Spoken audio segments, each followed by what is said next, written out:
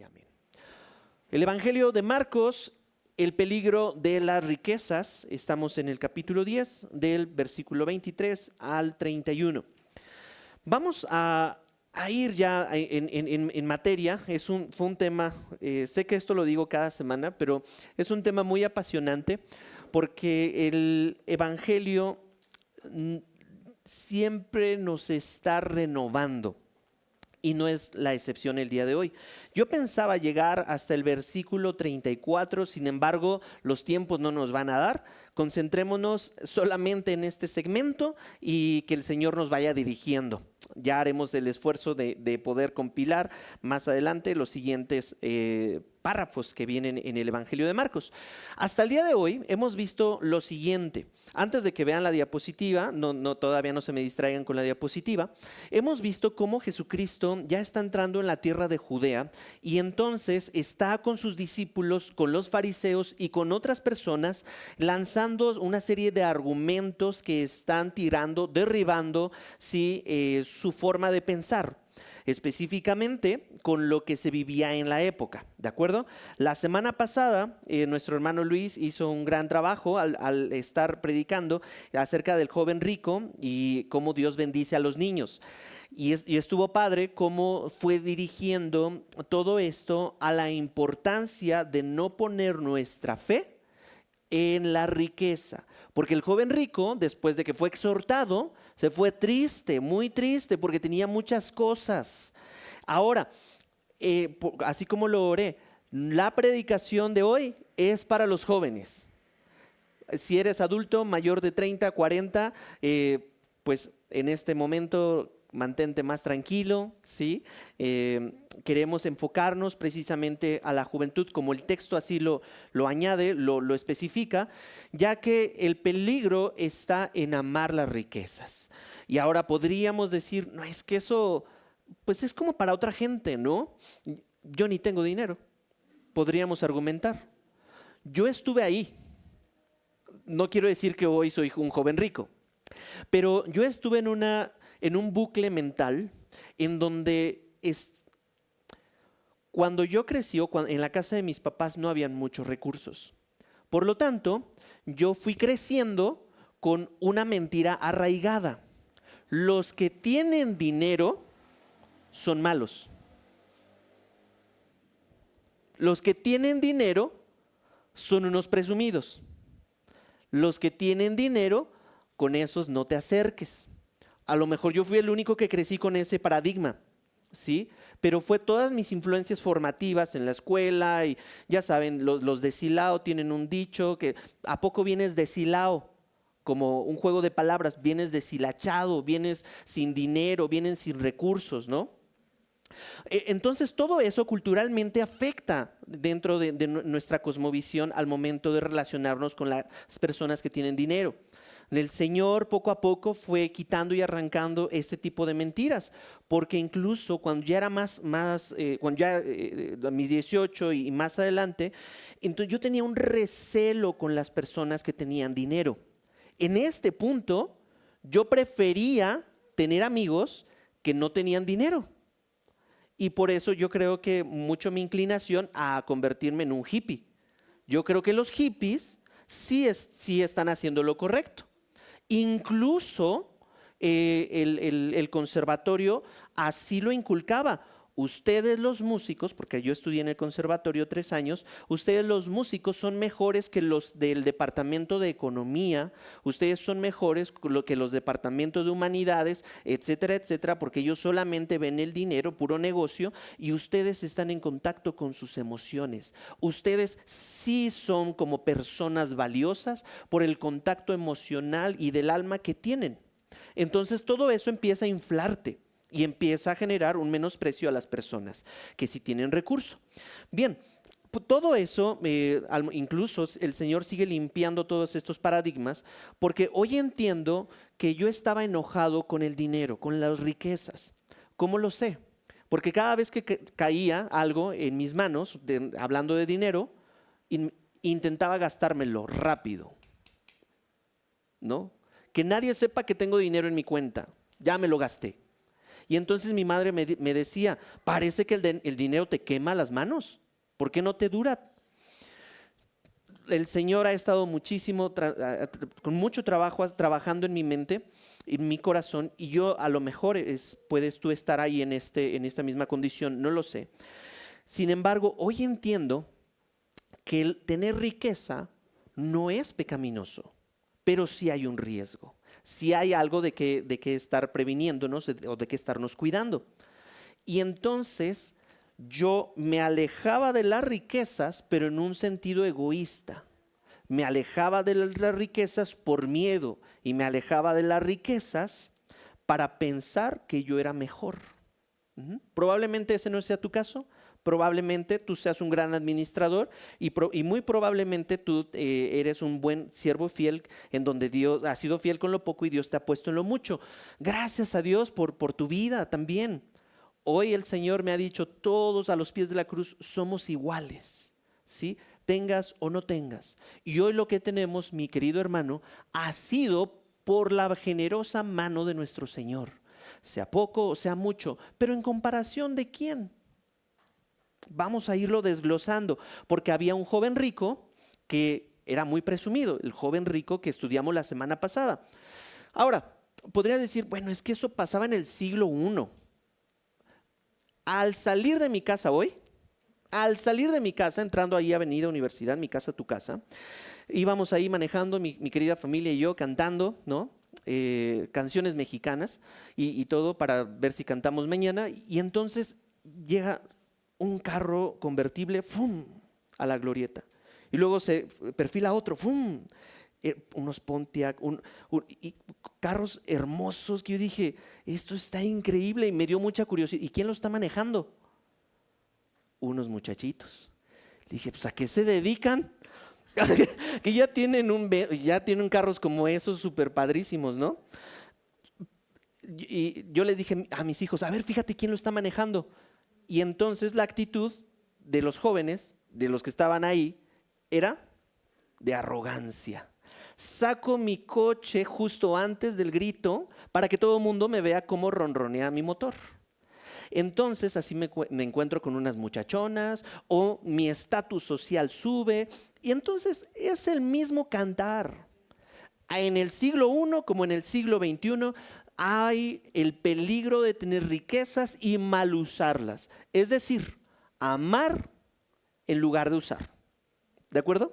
En este contexto, entre el siglo I y el moderno, es lo que Jesucristo nos va a enseñar el día de hoy. Hay un peligro en las riquezas. No está mal la riqueza, lo vamos a ver. Aquí vamos a ver en el versículo 23 de nuestro texto, Jesús, mirando en derredor, ojo, hay que hacer un análisis, un estudio, sin desencajar las narrativas anteriores. Porque si no, entonces vamos a perder el enfoque y vamos a pensar que esta historia simplemente está interrumpiendo la semana que más nos gusta para el cristiano, la semana de la pasión. Pero estas narrativas no son para interrumpir tu lectura bíblica, sino para confirmar, ilustrar y decir de otra manera o exponer las verdades y principios bíblicos. Ahora, en el contexto anterior se quedó en que el joven se quedó afligido por lo que escuchó, triste por lo que escuchó, era dueño de muchos bienes. Y entonces en el mismo lapso de tiempo, Jesús, mirando en derredor, dijo a sus discípulos, qué difícil será para los que tienen riquezas entrar en el reino de Dios. Vamos a ver algunos puntos y trataré de poner ahí algunos colores para que podamos ver con nosotros el contexto literario de lo que ya hemos visto. En el versículo o en el capítulo 10-17 hubo una declaración. Si ustedes recuerdan, le dijeron el joven rico, maestro bueno, ¿qué haré? Aquí hay un verbo y voy a estar subrayando los verbos. ¿Qué haré para heredar la vida eterna? Es decir, ¿cuál es la recompensa? ¿Qué puedo hacer yo en mis méritos, en mis fuerzas para tener esto? La vida eterna, hablando de la salvación, hablando no de una cuestión de popularidad o éxito. Ya nos estamos metiendo en un asunto espiritual. ¿Qué puedo hacer yo físicamente para heredar algo espiritual. Tú y yo nos podemos adelantar y hacer muchas conexiones rápidamente, pero hay que ponernos un momento en sus zapatos, ¿ok? ¿Vamos bien? ¿Nos estamos poniendo en sus zapatos? ¿Ya se subieron en el DeLorean bíblico y estamos en el siglo I, checando con el joven rico, con Jesucristo? Luego en el versículo 21, en la segunda parte, dice, una cosa te falta, Jesús, ve y vende. Tú quieres hacer algo, pues ve y vende cuanto tienes y da. Despójate y dáselo a los pobres y tendrás tesoro en el cielo. Ahora, sí le está contestando la pregunta, sin embargo, no le está respondiendo lo que él quería escuchar. Sí va a haber un resultado a su hacer, pero esto es un tesoro en el cielo. ¿De acuerdo? No me voy a meter en significado qué significa esto. Sin embargo, sí hay una resolución, una conclusión. Ahí en el cielo vas a hacer tesoros. Y entonces, después de haber hecho esto que es para ti muy fácil, según tú, vienes y me sigues. Punto. Ceremonialmente no le pidió nada. Solo le dijo, haz lo que te estoy pidiendo, luego vienes y me sigues. Genial. No lo desencajemos de las narrativas anteriores, porque Jesucristo en el capítulo 8, 34 y 35 dice, si alguien quiere venir conmigo, ¿por qué lo encajo aquí? Porque los apóstoles sí sabían, habían presenciado esto.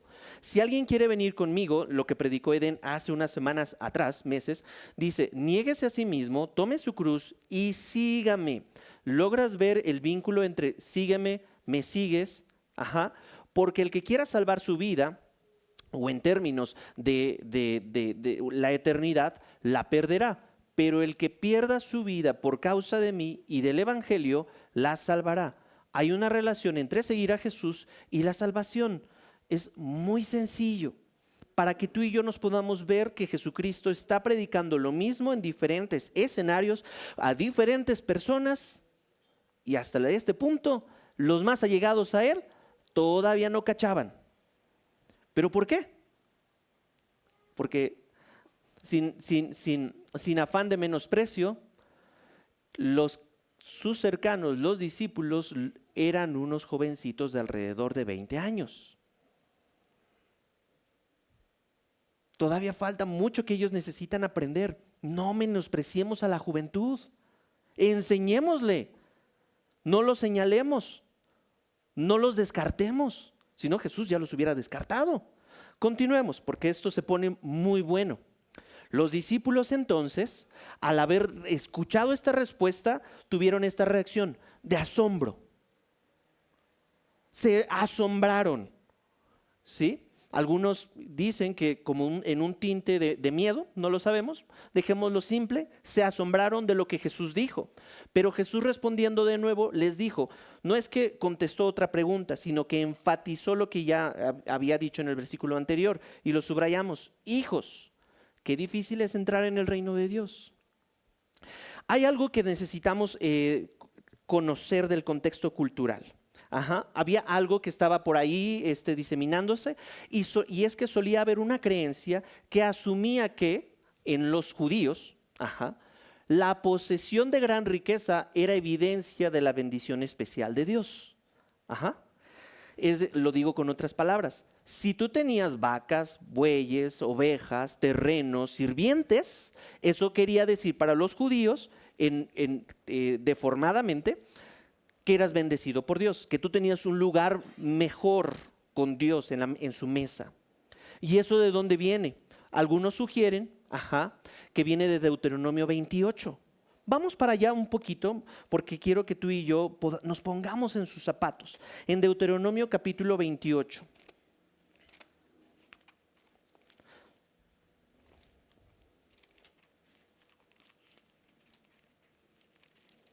Es una hermosa bendición de Dios para su pueblo. Dice así la palabra de Dios en Deuteronomio 28, versículo 1.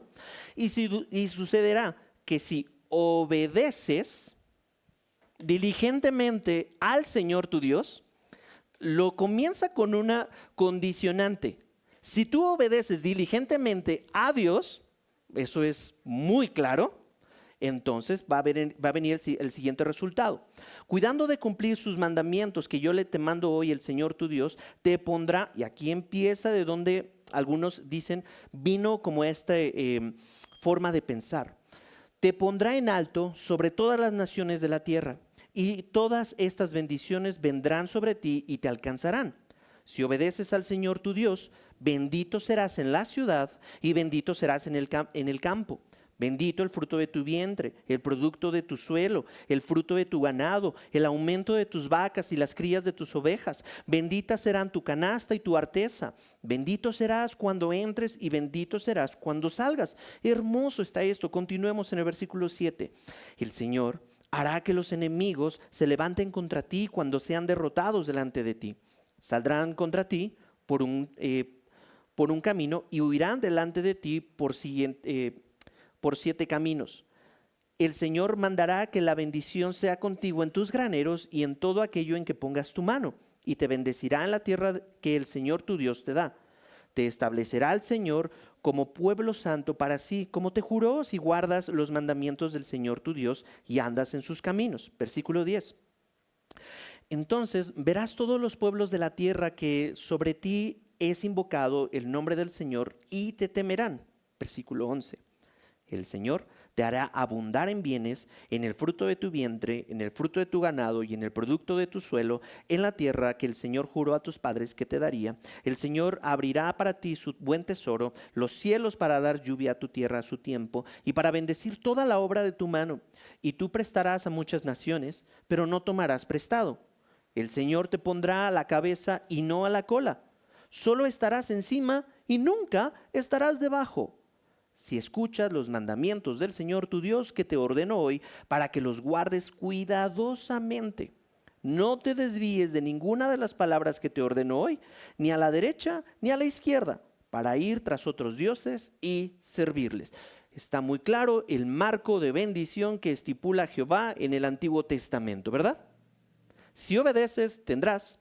Por lo tanto, acuérdate y se te dará. Pero qué interesante, Dios ya sabía que somos tan propensos como seres humanos en desviarnos unos cuantos grados. No fue tanto, 1 grado. Mira, pero fíjate, si un avión en su brújula se desvía unos cuantos grados, tan solo 5, no, estoy dando un ejemplo, no soy piloto, pero mira, tal vez en unos cuantos metros no se note la diferencia de una desviación de unos cuantos grados. Sin embargo, en kilómetros, si lo llevas esa desviación a kilómetros, terminarás, si tú ibas hacia Francia, vas a terminar yendo a otro país de Europa. Por unos cuantos grados. Y Dios sabe que el hombre es muy propenso a tergiversar, a torcer la ley de Dios. Y entonces lo llevaron en aquella época a un punto en el que solían pensar, yo tengo, entonces yo soy salvo. Yo tengo mucho, por lo tanto, seguramente con estos aires llegó el joven rico. Pues ya hice todo, ya tengo todo. ¿Qué más me falta? ¿De acuerdo? Sin embargo, el joven rico tuvo su sentencia. Aquí la cuestión es que ¿no es la riqueza una señal para ser salvo por Dios? Es una pregunta retórica que para tú y yo nos viene bien rápido la respuesta. Pues no. No es necesario que tú tengas una riqueza para que tengas salvación. Porque esa es la cuestión aquí. ¿Sí? Todo está girando alrededor de la salvación. Y la respuesta es no. Nel pastel. De ninguna manera. Nunca. ¿Por qué? Los judíos sabían y tú y yo sabemos, pero Génesis 15:6 dice, y Abraham creyó en el Señor y él se lo reconoció por justicia. Por lo tanto, no está hablando de los bienes de Abraham para que Dios le haya otorgado esa justificación. Romanos lo dice perfectamente cómo sucede todo esto. Y entonces ellos, los discípulos, perdieron de vista, por eso se quedaron asombrados. Por lo tanto, es una falsa creencia confiar en tus riquezas para entrar en el reino de Dios. La conclusión a la que Jesús nos está llevando aquí con estos versículos. En otras palabras, es ridículamente imposible ser salvo por medio de las riquezas.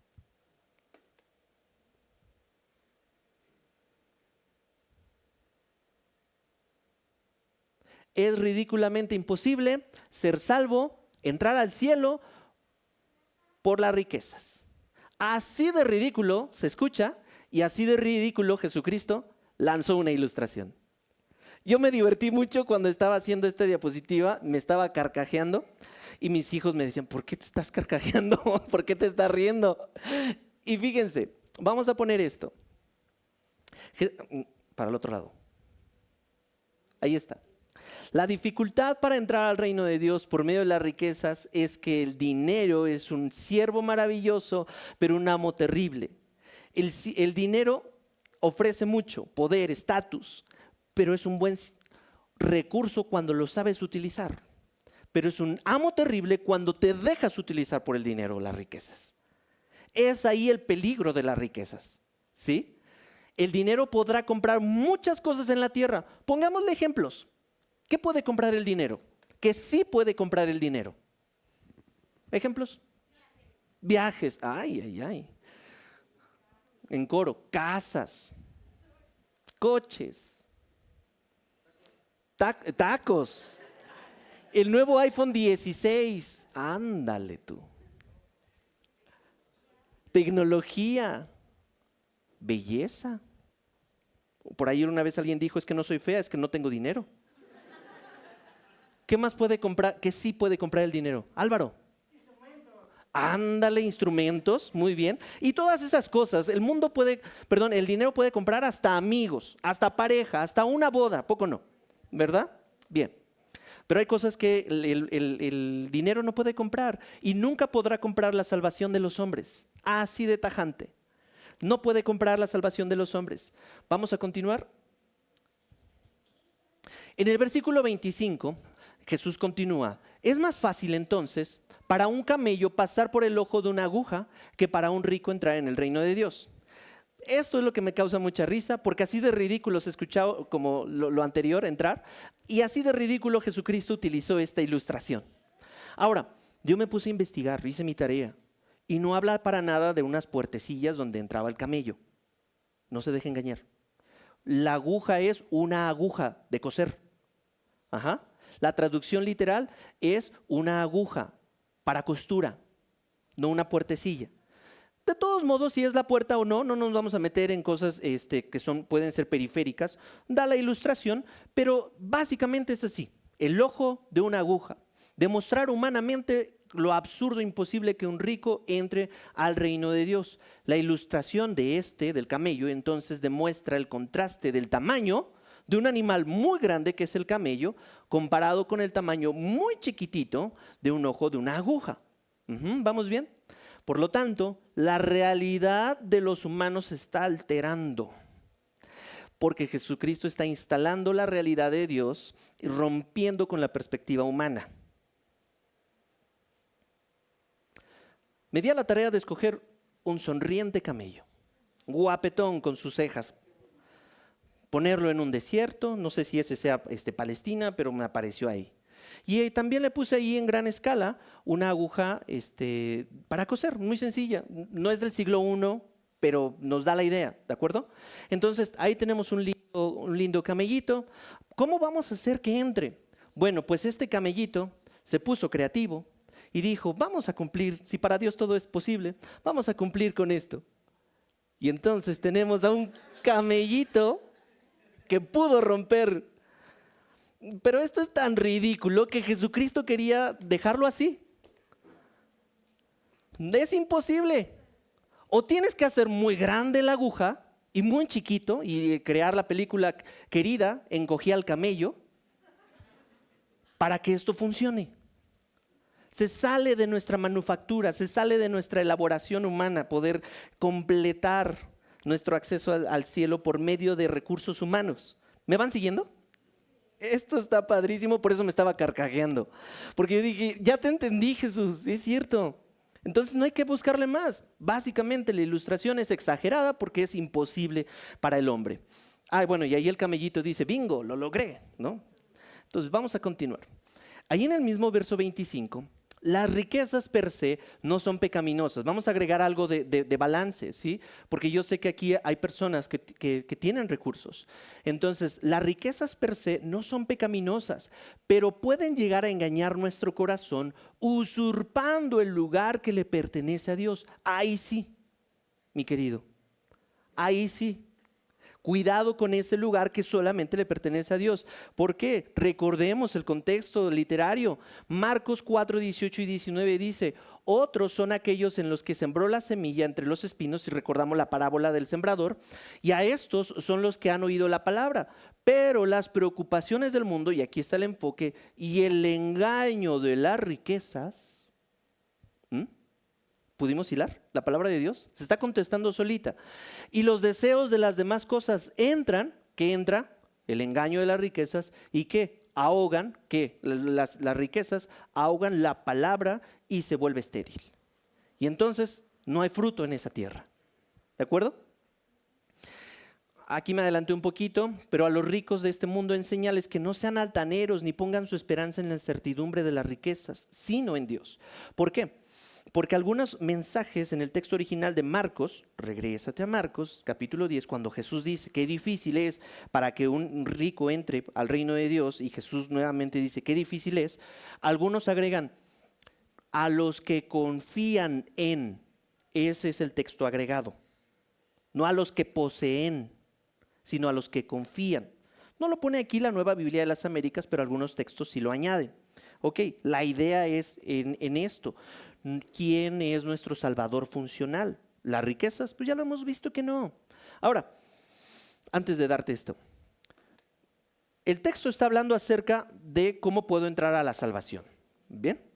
Y ya vimos algunos ejemplos de lo que el dinero no es. Eso lo tenía el joven rico. En nuestra época, nosotros en nuestra congregación creo que la gran mayoría ya entiende que no es por obras, sino es por gracia, ¿de acuerdo? La salvación. Ya no tenemos que hacer nada para tener la salvación. Y si Dios no la dio, pues ya no depende de nosotros. Es un regalo. Pero hay ciertos engaños de las riquezas que nos pueden, en nuestra modernidad, llevar a idolatrar o poner en nuestro corazón a algo o a alguien, en este caso el dinero, y que no es Dios. Hay ídolos que llegamos a fabricar en nuestro corazón para que nos den como una palmadita en la espalda, como un paliativo, como que yo tengo el dinero y entonces pues puedo estar tranquilo. Así como vi tan confiados a estos muchachos corriendo en sus convertibles por Avenida Universidad, hay algunos también que podemos caer en ese riesgo de poner las riquezas en el lugar incorrecto. En la modernidad, en nuestra época, hablándole a la juventud, acuérdate, sí, papá, nos estamos refiriendo a los jóvenes y jóvenes nos estamos refiriendo a ti. Probablemente hoy no tengas, pero llegará el día en que tengas. Y el día en que tengas no caigas en el engaño de las riquezas, porque puede torcer muchas áreas de tu vida que son vitales. Y hay uno muy importante: ¿con quién te vas a casar? Y el mundo te dice un harta de mentiras para que entonces despilfarres todo tu dinero en fiestas, en viajes, en eventos. Me di a la tarea de poner esta gráfica. Abajo vienen las fuentes para que si tú quieres verla con más detalle. Pero dice lo siguiente: a una grande boda y bueno, matrimonios cortos, ¿de acuerdo? O una boda costosa, matrimonios cortos. Estudios, y aquí te estoy especificando porque a mí me chocaba cuando un pastor decía, los estudios dicen, y nunca ponían como la fuente, pero ahí está la fuente, ¿de acuerdo? Porque a veces yo pensaba que el pastor se inventaba eso de no sé dónde. La intención aquí es de que si tú y yo nos fijamos, de izquierda a derecha está la gráfica de cuánto se puede invertir en una boda. Ahora ahí los matemáticos ayúdenme, porque ¿cuánto está el dólar hoy? ¿19.48? ¿Cuánto, Charlie? Ajá. Ok, bien. Fíjate muy bien. El 53%, esto es para los estadounidenses, entrevistaron 3,000 parejas estadounidenses, ¿sí? Esto no aplica en México, descansemos un poquito aquí, porque el 53% tiene un riesgo para divorciarse, que han invertido de $0 a $1,000. Si viviste o vives en Estados Unidos y solamente invertiste menos de $1,000, tienes un alto riesgo de divorciarte. Es lo que dice el estudio. Después, si tú invertiste de $1,000 a $5,000 en tu boda, pues tienes un 18% a divorciarte. Aquí nos ponen entonces que el punto medio o el punto de referencia es de $5,000 a $10,000, que es como el estándar, como el usual para invertirle a una boda. ¿Ok? Entonces, vamos a hacer la conversión. $5,000 son como 100,000 pesos. $10,000 son como 200,000 pesos para invertirle a una boda. Gracias a Dios que vivimos en México, porque no creo que hayamos invertido tanto en una boda. Nuestra economía funciona distinto, pero nos ayuda a ilustrar entonces que hay algunos que están dispuestos a invertir de 10 a 20,000 dólares en una boda, o hasta más de 20,000 dólares en una boda. Y por lo tanto, ya sea en los dos extremos, hay un alto riesgo de divorcio. ¿Te suena por qué Jesucristo entonces nos mencionó en la narrativa bíblica cuando estaba en Judea la enseñanza de Jesús sobre el divorcio? Y después, versículos más adelante, en la misma línea melódica, hay un peligro con las riquezas. Porque hay muchos que dicen, es que yo quise la boda de mis sueños o la fiesta de mis sueños, y entonces pusieron esos sueños como un ídolo, dispuestos a hacer lo que sea, inclusive pecaminosamente o a pecar, para obtener lo que desean, o si no obtuvieron lo que desean, a actuar de manera pecaminosa. ¿Sí me van siguiendo hasta aquí? Por lo tanto, el amor al dinero, hay un gran peligro. Hay un gran peligro ahí. Tan solo en la cuestión eterna y en la cuestión terrenal. Se pueden ir tus valores por la borda. Tu ética y tu moral. Yo quiero una boda tirando la casa por la ventana y me endeudo. Y entonces llegas al matrimonio con deudas. Y entonces por eso puedes llegar a los dos extremos, que tengas o que no tengas. Continuemos. Jesucristo nos vuelve a la narrativa y diciendo, ellos se asombraron aún más. ¿Quiénes? Los apóstoles. Porque ¿qué dijo? ¿Sí? En el versículo 25. Es más fácil para un camello pasar por el ojo de una aguja que para un rico entrar en el reino de Dios. Y ellos se volvieron a asombrar. ¿Qué es esta enseñanza? ¿Sí? Se asombraron aún más diciendo entre sí, cuchicheando. ¿Y quién podrá entonces salvarse? Esa es la cuestión. Versículo 27, mirándolos. Y yo me imagino a un Jesucristo tan compasivo, siendo un maestro tan fiel, que su mirada no fue como de juicio, así de, sino más como un, ay, ternurita.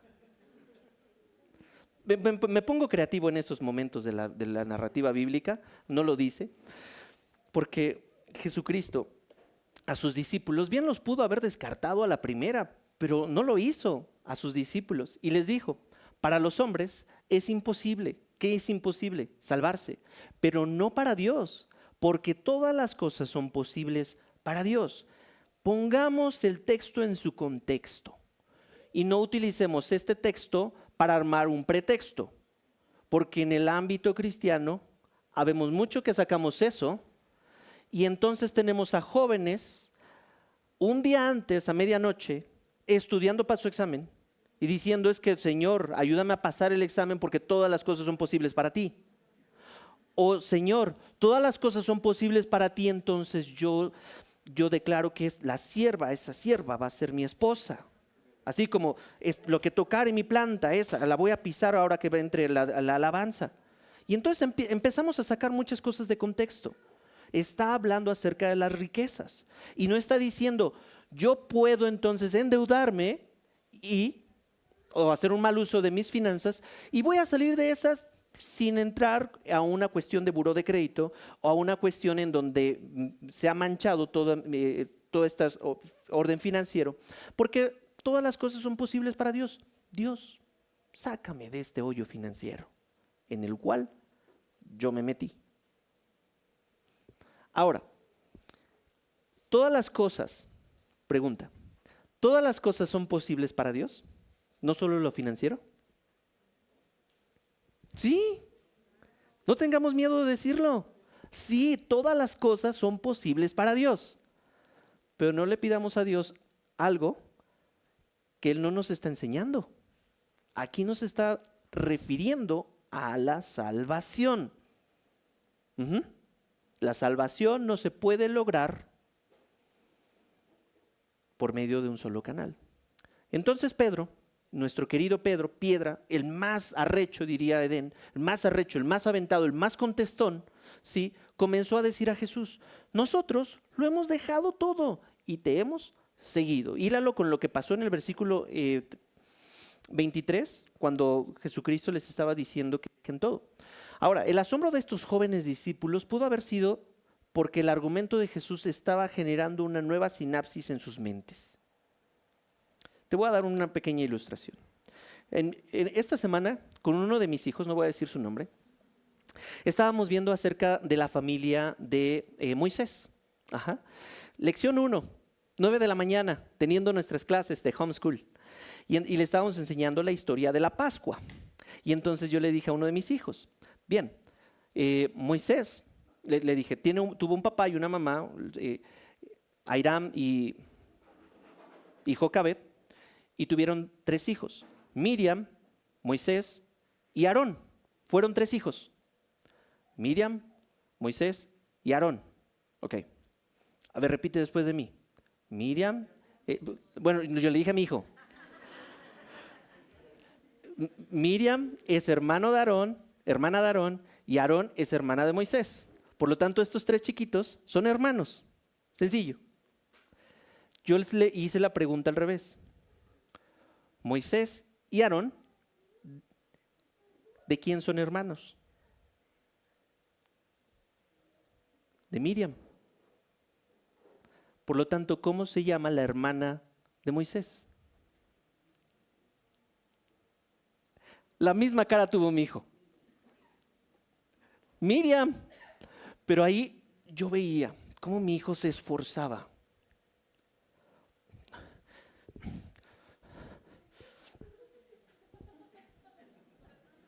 Hijo, y lo pusimos con colorcitos, lo pusimos con dibujitos, lo pusimos con nuestra familia. ¿Cómo se llama la hermana de Moisés, hijo?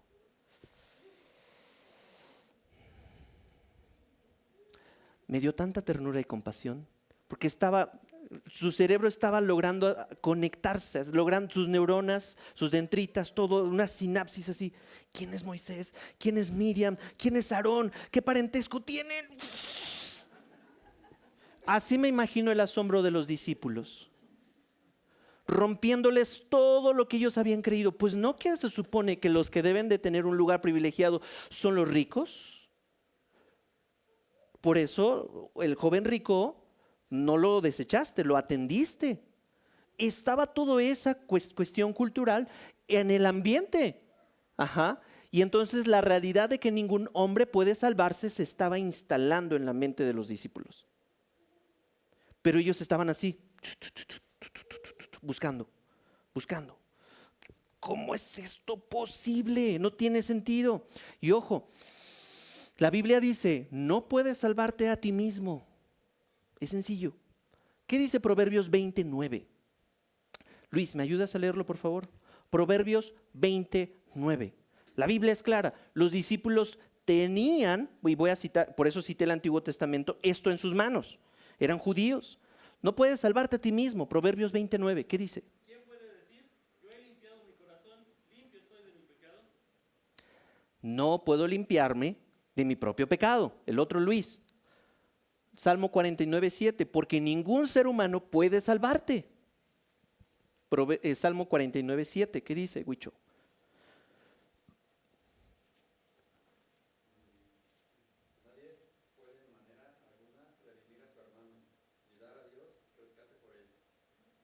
No hay manera de redimirse ni de redimir a alguien. No hay. Pero los discípulos estaban buscando información y por eso se asombran. Vamos a continuar con este mismo versículo. Entonces, Pedro le dijo a Jesús, nosotros lo hemos dejado todo y te hemos seguido. Se está justificando Pedro, que se ubica en Marcos 1, 18 y 20, donde Jesús se acerca con ellos y le dice, vengan, síganme. Y ellos de inmediato, dejando las redes a su padre, lo fueron y lo dejaron. Sin embargo, aquí podríamos decir, ay Pedro, como que sí te salió bien la jugada, ¿no? Nosotros lo hemos dejado y te hemos seguido. Sin embargo, Mateo añade algo que Marcos no registra. Agrega un tono de exigencia de parte de Pedro. Y entonces Mateo 19, 27 dice, mira, la misma ilustración, mira, nosotros lo hemos dejado todo y te hemos seguido. Hasta aquí bien. ¿Qué pues recibiremos? Este Pedro convenenciero. ¿Qué pues recibir? Ya dejamos todos la misma actitud del joven rico, pero en polos opuestos, en sentidos opuestos. El otro, tengo mucho, pues me entristezco. Los otros, no teniendo nada, pues ya dejamos todo. Nosotros entonces sí merecemos la recompensa. Pero no es lo mismo el apego del rico a sus bienes que la renuncia del discípulo a sus posesiones. Puedes renunciar a todo lo que tú quieras, pero el verdadero discípulo, sí, renuncia a sus bienes y a algo más. Tanto a las cuestiones materiales como a algo más. Jesús entonces responde, en verdad les digo que no hay nadie que haya dejado casa o hermanos o hermanas o madre o padre o hijos o tierras por causa de mí y la causa del evangelio, que no reciba 100 veces más ahora en este tiempo, como casas y hermanos y hermanas y madres e hijos y tierras junto con persecuciones, y en el siglo venidero la vida eterna. Vámonos por pasos, ¿sí? Jesús respondió, ya se desvincularon con el ídolo de los recursos y de las riquezas. Pedro pudo haber dicho, sí. Ok, ahí te va entonces. En este listado, deja las relaciones, tus vínculos afectivos. Porque ahí se puede amparar a alguien que no tiene recursos. No tengo recursos, pero soy bien amiguero. No tengo recursos, pero estoy todo el día en la casa de mis padres. Joven, algún día tienes que dejar a tus padres.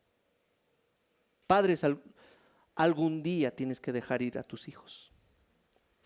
No, ¿para qué vine? Pastor, no les diga eso. Tranquilo. Eso es natural. Lo antinatural es lo que los latinos hacemos, que le construimos al yerno y a la nuera su casa arriba en la azotea.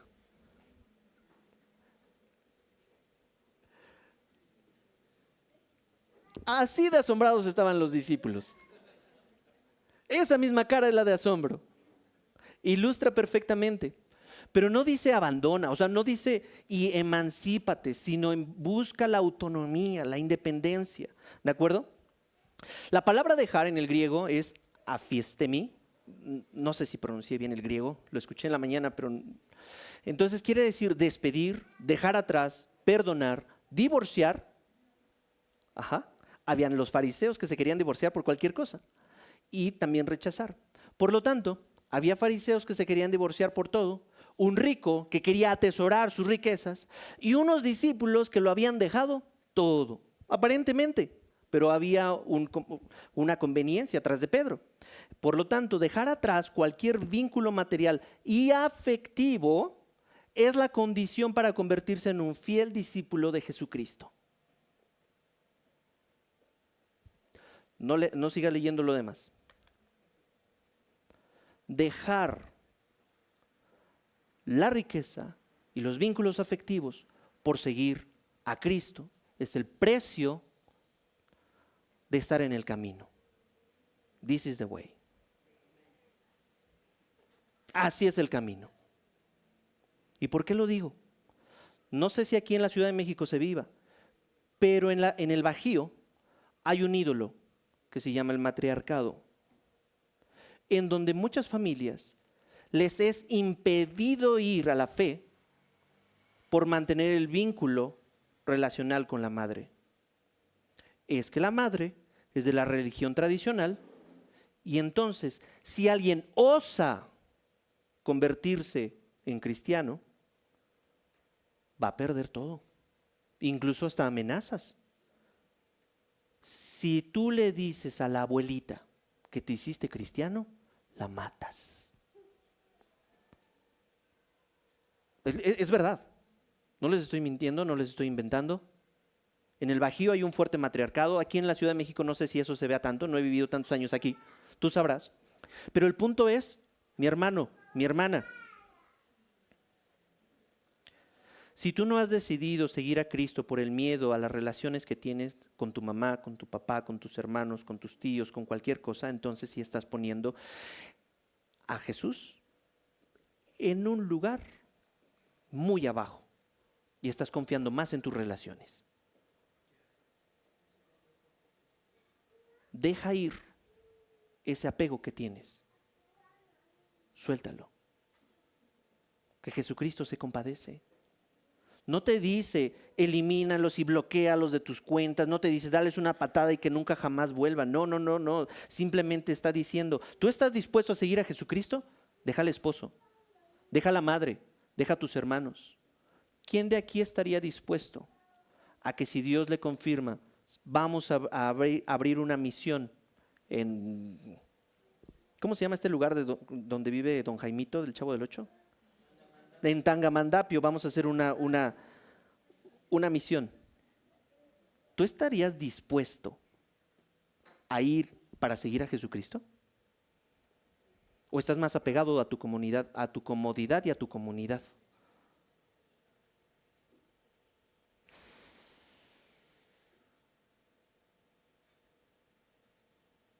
Por seguir a Jesús es estar dispuesto a perder tu vida. Así es el camino. En otras palabras, no fabriquemos dioses falsos en nuestro corazón. Éxodo 23, el decálogo, no tendrás otros dioses delante de mí. Para algunos es el dinero o la ausencia de él, y para otros son sus relaciones.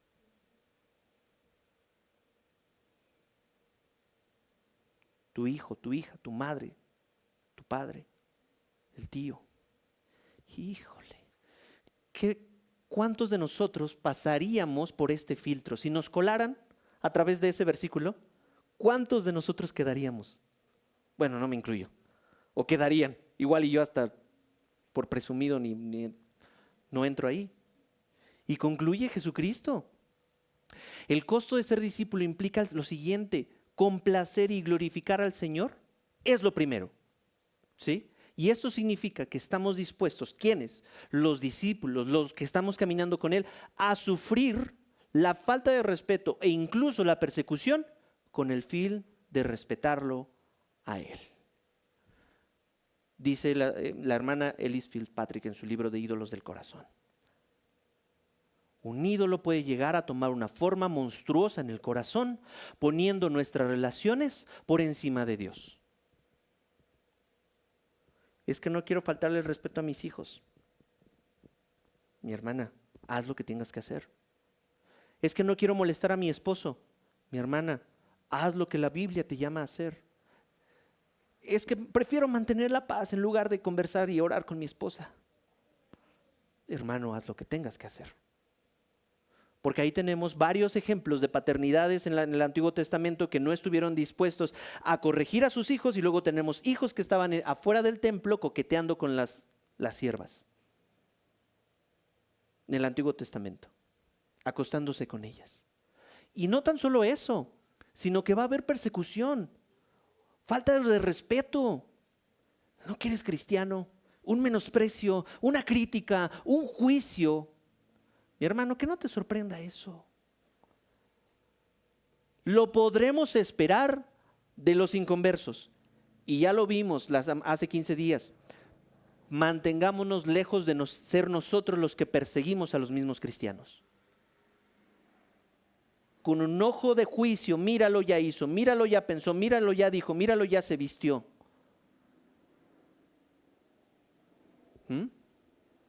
Las ganancias sobrepasarán las pérdidas, dijo este comentarista. Ay, qué difícil entonces es seguir a Jesús. ¿Lo vas a perder todo, cristiano? Sí, eso no es muy popular. Eso no lo vas a encontrar en espectaculares, porque muchos no están dispuestos a pagar el precio. O estamos dispuestos a pagar el precio. Pero mi hermano, aquí el comentarista lo dijo muy bien. Va a valer absolutamente todo el esfuerzo. Porque estas pequeñas tribulaciones o aflicciones no se comparan a la gloria que tendremos en Cristo Jesús. No me voy a meter que si en el cielo vas a tener 100 hijos, o 100 tierras, o 100 madres, o 100 hermanas, o 100 hermanos. El Señor sabe cómo hacer todo esto, y sin embargo, podemos decirlo, ¿sabes qué? Pedro, Juan y todos los discípulos tuvieron muchos hermanos en la fe.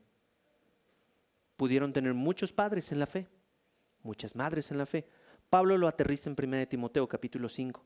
A los más grandes en la iglesia, trátalos como padres.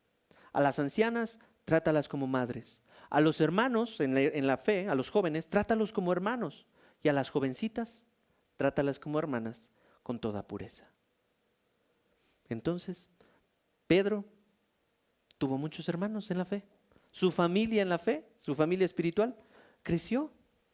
¿Cómo va a suceder en el cielo? Te soy sincero, no lo sé. No lo sé.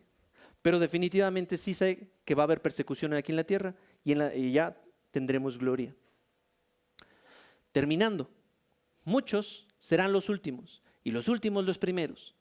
Para los ojos de los hombres hay muchos que deberían estar en primera fila para entrar en el cielo basándonos, o si nos basamos, en su rango, en su riqueza, en su éxito ministerial. Sin embargo, en el reino de Dios los últimos serán los primeros. Qué gran ánimo para los verdaderos discípulos de Jesús. Mi hermano, tu trabajo, diría 1 Corintios capítulo 15, versículo 50 me parece, que dice, perseverar, sean perseverantes en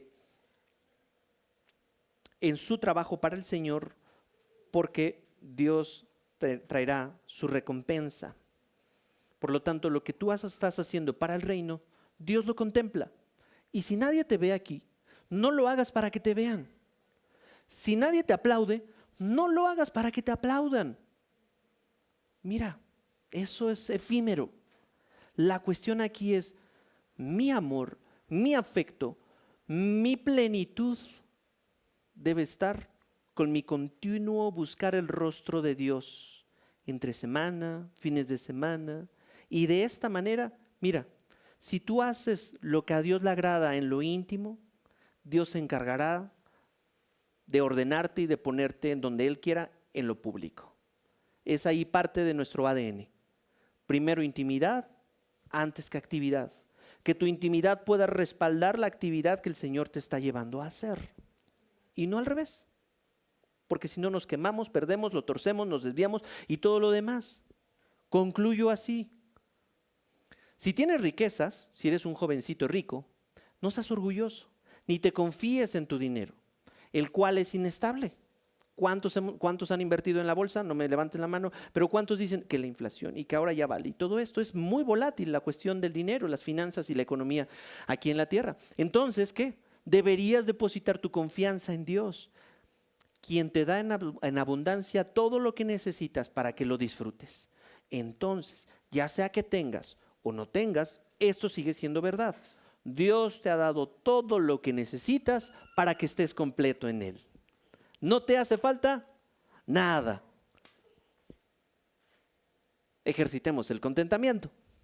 Luego, usa tu dinero. Entonces, ¿qué hago con el dinero que me cae a mi lanita extra? Usa tu dinero para hacer el bien, no para hacer el mal. Pastor, pero yo no hago cosas malas con mi dinero. Me encantó el ejemplo que dieron en el evento de hombres acá en Querétaro, porque dice, sí es cierto, pero nunca lo había visto así. Decían, probablemente tú no estés vendiendo drogas o alcohol o promoviendo el abuso, pero ¿qué tal si tú estás invirtiendo en páginas que pagas tanta cantidad de dinero al mes para ver a viejas encueradas.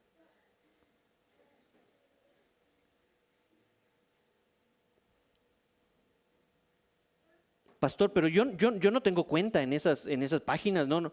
Ah, pero si pagas el internet. Es lo mismo. Usa tu dinero para el bien. Sé rico en buenas acciones. Generoso con los que pasan necesidad y mantente siempre dispuesto a compartir con otros. Y se nos enseñó en el evento pasado, en el evento de pastores en Bernabé, que la generosidad se trabaja, se tiene que poner por obra. Y a nosotros los pastores nos dijeron, no prediques de generosidad hasta que no haya pasado un tiempo en el que tú hayas sido generoso primero. Ha pasado un año y mi esposa y yo hemos podido dar ejemplo de generosidad, pero eso no se anda divulgando. Por eso hoy puedo decir, Señor, guíanos a estar dispuesto a compartir con otros, a que nuestros recursos sean para los que tienen necesidad. Y ojo, ¿vas a ser criticado? En una ocasión hace muchos años atrás casi me linchan por haber ayudado a alguien económicamente. Porque a él, que por no a mí. Y dije, por un momento se entristeció mi corazón. Yo dije, ¿qué rayos? ¿Por qué entre nosotros mismos nos estamos poniendo el pie? Hoy entiendo que la opinión de la gente siempre va a estar. Pero el mandato de Jesucristo, la aplicación es, ¿a quién quiero faltar el respeto? ¿A ellos? ¿O quiero guardarme de darle todo el respeto a Dios? Y entonces que mis finanzas, tus finanzas, mi querido joven, que eres muy hábil en las aplicaciones y en todas estas cuestiones, usa tus finanzas para el reino de Dios. De esta manera, al hacer esto, acumularás tu tesoro como un buen fundamento para el futuro, a fin de poder experimentar lo que es vida verdadera. Pastor, ¿se lució con esa conclusión? No, simplemente parafraseé 1 de Timoteo 6, 17 y 18 en la NTV.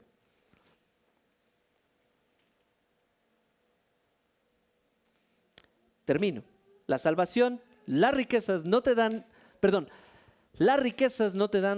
salvación, ni la ausencia de riquezas te dan devoción. Lo único que puede dar salvación es Cristo Jesús, el Señor e intercesor de nuestras vidas. Si tienes recursos, úsalos con sabiduría. Si no tienes recursos, no te agandalles y no te creas tampoco mejor. Rinde tu vida a Jesucristo.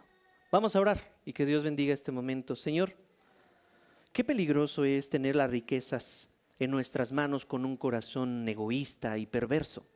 Sin embargo, Señor, hoy habemos muchos que tú nos has dado más de lo que merecemos en cuestión financiera. Yo sé y conozco de testimonios que están haciendo un gran esfuerzo a través de años por honrarte a ti en la cuestión de finanzas. Y tú has desbaratado todo eso para que ya no confíen en los recursos. Y hoy hay hermanos, Señor, que están trabajando para tu gloria, que están pagando sus deudas para tu gloria, que están gastando o invirtiendo para tu gloria. Hoy hay jóvenes y jovencitas que están poniendo en su corazón no el dinero ni la ausencia de él, sino poniéndote a ti en su corazón. Y entonces eso, Señor, bendito seas porque estás redirigiendo y purificando las relaciones, tanto con el dinero como con las personas, para que seamos agradables ante ti, Señor.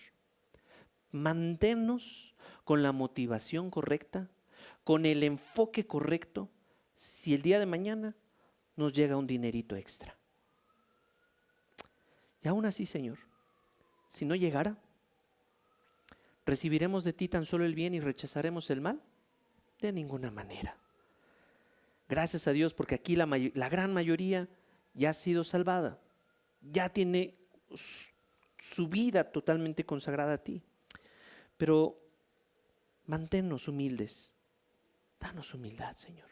Ayúdanos a gozarnos con aquellos que tienen recursos y en lugar de juzgarlos, que si se van de vacaciones, Señor, gracias porque mi hermano se fue de vacaciones, lo bendigo y me gozo con él. Señor, Si otro se pudo comprar una ropita, un carrito, lo que sea, Señor, honradamente, ay, enséñanos a gozarnos también con él o con ella. Porque la generosidad no se trata de cuánto dinero tengo, Señor, sino de la actitud del corazón. Padre, hay tanto que aprender de ti en tu reino. Por eso, Señor, enséñanos, siendo nosotros unos discípulos, que todavía sigue haciendo esa sinapsis en su mente y en su corazón. Tenos paciencia y ayúdanos, Padre, a comunicar a otros que el dinero es efímero, sin embargo tú eres eterno. En el nombre de Jesucristo nos ponemos en tus manos. Amén y amén.